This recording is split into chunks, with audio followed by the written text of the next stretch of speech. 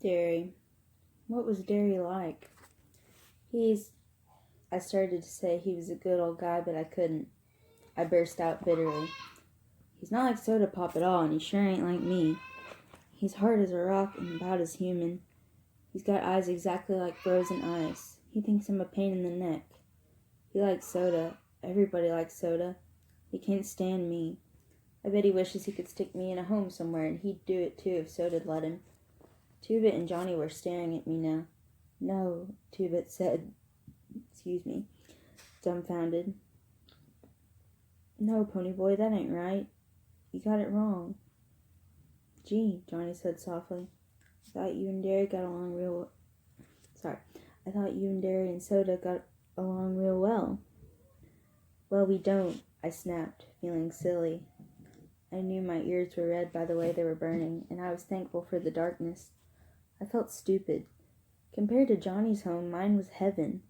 At least Derry didn't get drunk and beat me up or run me out of the house, and I had Soda Pop to talk things over with.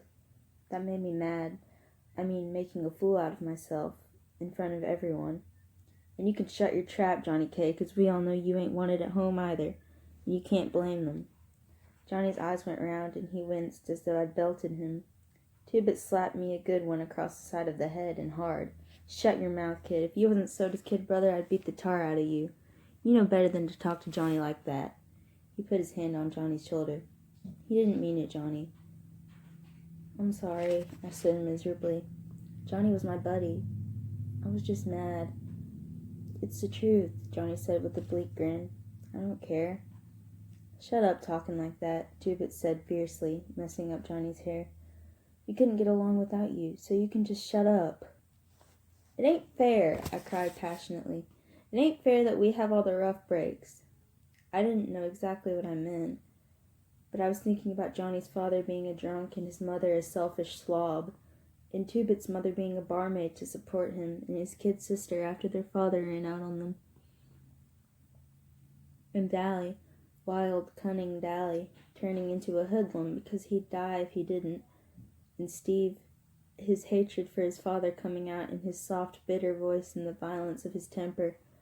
Soda Pop, a dropout so he could get a job and keep me in school.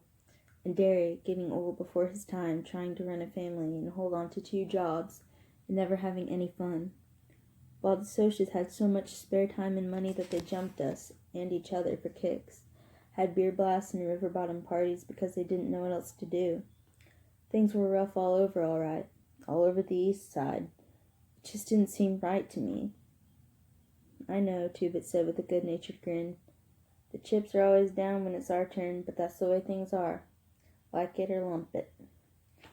Cherry and Marcia didn't say anything.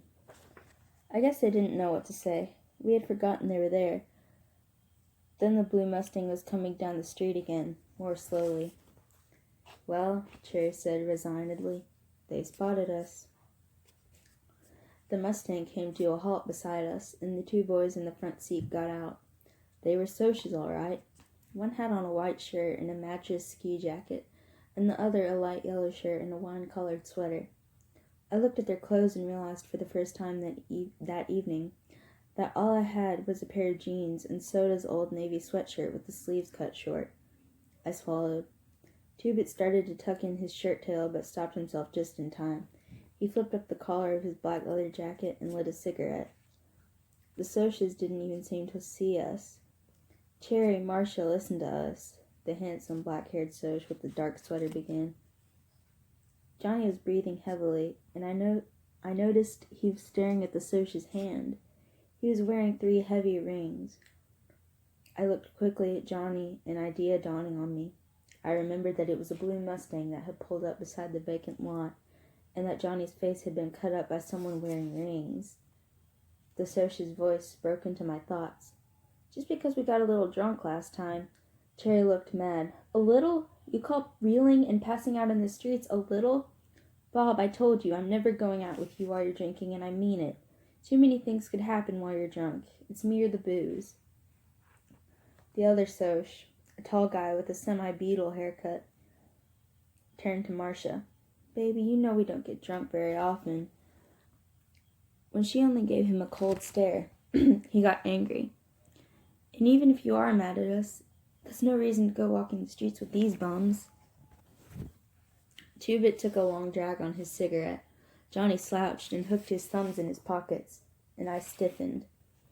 We can look meaner than anything when we want to. Looking tough comes in handy. Two-Bit put his elbow on Johnny's shoulder. Who you calling bums? Listen, greasers, we got 4 more of us in the back seat. Then pity the back seat, Two-Bit said to the sky. If you're looking for a fight... Two-Bit cocked an eyebrow, but it only made him look more cool. You mean if I'm looking for a good jumping, you outnumber us, so you'll give it to us? Well, he snatched up an empty bottle, busted off the end, and gave it to me, then reached in his back pocket and flipped out his switchblade. Try it, pal. No, Cherry cried. Stop it. She looked at Bob. We'll ride home with you. Just wait a minute. Why? Two-Bit demanded. We ain't scared of them. Cherry shuddered. Can't stand fights. Can't stand them. I pulled her to one side. I couldn't use this, I said, dropping the pop bottle. I could never cut anyone. I had to tell her that because I'd seen her eyes when Two-Bit flicked out his switch. I know, she said quietly. But we'd better go with them. Ponyboy, if I see you in the hall at school or someplace and don't say hi, well, it's not personal or anything, but... I know, I said. We couldn't let our parents see us with you all. You're a nice boy and everything. It's okay, I said, wishing I was dead and buried somewhere, or at least that I had on a decent shirt. We aren't in the same class. Just don't forget that some of us watch the sunset too. She looked at me quickly. I could fall in love with Dallas Winston, she said. I hope I never see him again, or I will. She left me standing there with my mouth dropped open, and the blue Mustang vroomed off. We walked on home, mostly in silence. I wanted to ask Johnny if those were the same Socs that had beaten him up, but I didn't mention it. Johnny never talked about it, and we never said anything. Well, those were 2 good-looking girls if I ever saw any. Two-Bit yawned as we sat down on the curb at the vacant lot. He took a piece of paper out of his pocket and tore it up. What was that? Marsh's number. Probably a phony one, too. It must have been out of my mind to ask for it. I think I'm a little sauced. I don't even know how you say that, sorry. So he had been drinking. Two-Bit was smart. He knew the score. Y'all going home? He asked. Not right now, I said. I wanted to have another smoke and to watch the stars. I had to be in by 12, but I thought I had plenty of time. I don't know why I handed you that busted bottle, Two-Bit said, getting to his feet. You never use it. Maybe I would have, I said. Where are you headed? Gonna go play a little snooker and hunt up a poker game. Maybe get rip-roaring drunk. I don't know. See y'all tomorrow. Johnny and I stretched out on our backs and looked at the stars. I was freezing. It was a cold night, and all I had was that sweatshirt, but I could watch stars in sub-zero weather. I saw Johnny's cigarette glowing in the dark and wondered vaguely what it was like inside a burning ember. It was 'cause we're greasers, Johnny said, and I knew he was talking about Cherry. Could have hurt her reputation. I reckon, I said, wondering if I ought to tell Johnny what she had said about Dallas. Man, that was a tough car. Mustangs are tough. Big-time Soc is all right, I said, a nervous bitterness growing inside me.